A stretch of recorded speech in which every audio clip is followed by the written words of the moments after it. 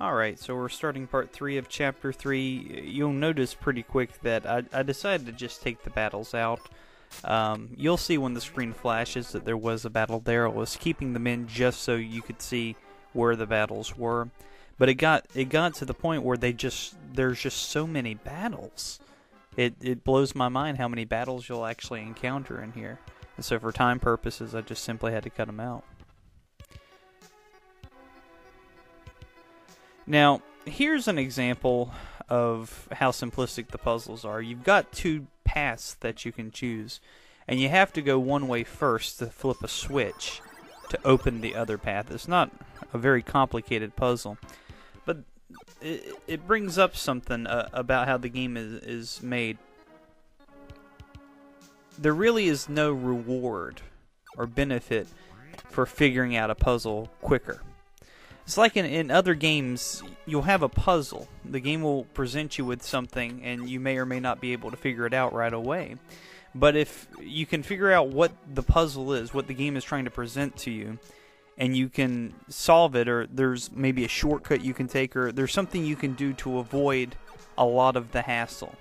Well, that just doesn't exist in this game. This puzzle, and all subsequent puzzles in this game, require you to pass through almost every single square, therefore fighting every single monster between you and the goal. So really, why have the puzzles? If the game is going to force you to go in certain directions, and battles aren't random, they're just figures on the screen that you've got to pass anyhow, why have the puzzles?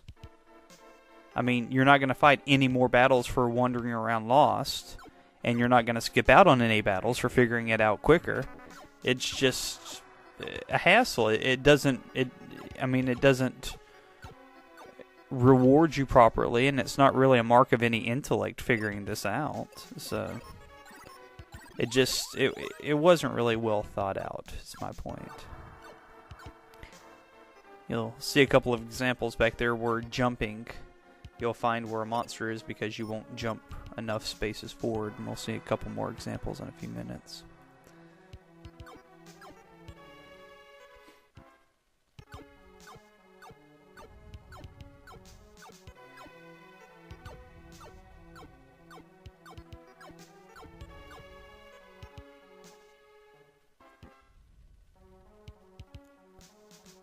Now, here there are no railings. It's funny because I was teasing earlier how they had these stupid little looking railings like I was going to fall over the edge. But here, that's really a possibility, falling over the edge. And so you're actually walking kind of like a catwalk here. Throwing in a battle here just to show the three birds again. You may remember it was a battle like this that I got the game over in the last clip, with being petrified like instantly. Well, looky here. Fighting three birds again, and already one of my guys is paralyzed. So immediately I'm on the defensive. I've got to get through this battle as quick as I can so I don't get another game over.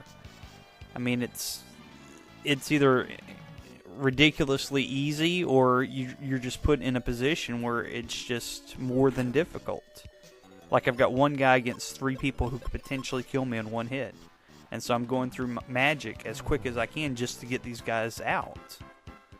And fortunately, I didn't get a game over this time, but I mean, it forced me into a situation I didn't really want to be in. It's just unpredictable system of battle. You see, I took a break there. I had to take a break. It was just getting through that battle was so stressful for me. I had to take a break. It was like, oh man. So we've had a couple more battles here. And we've got a couple of directions to go. And he's brave to just jump across these spaces, because you'll see here in a second you could fall right off. And in fact, we're going to.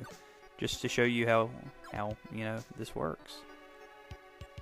You just jump over the edge and you fall down into this little room, and the first thing you'll notice is there's just a gazillion items in this room.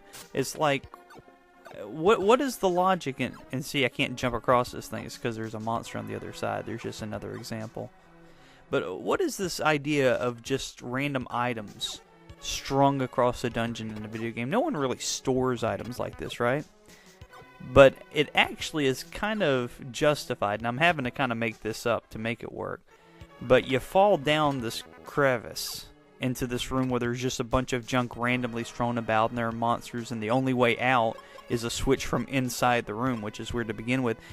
It's almost like a garbage chute, so there may actually be a legitimacy to this. Perhaps this dungeon really does have a dumpster, a little garbage chute, where they just throw stuff down. But it's a long way back up, and we already saw it, so I just skipped ahead there. There's no use in Oh, God. See, that's frustrating. And then I accidentally get into a battle. Forget this. But see what one wrong step, one wrong button, one careless push, and you have to go through that whole thing. It takes about 2 minutes to walk all the way through that again, and you're just so frustrated once you've done it 2 or 3 times that, it's another dummy trap for somebody who's just not paying attention. And here's another example of the graphics not really telling the story. That staircase is actually an ascending staircase. You can't really jump on it. It's not even with the platform, but you can't really tell, right? That's why I didn't even try. So you bomb this very suspicious looking piece of ice in the floor and fall down the middle. And you just happen to land in this middle room, and you fall down a few more flights. And this just makes it even more laughable. Earlier we were talking about falling that distance when we were in the wintry cave.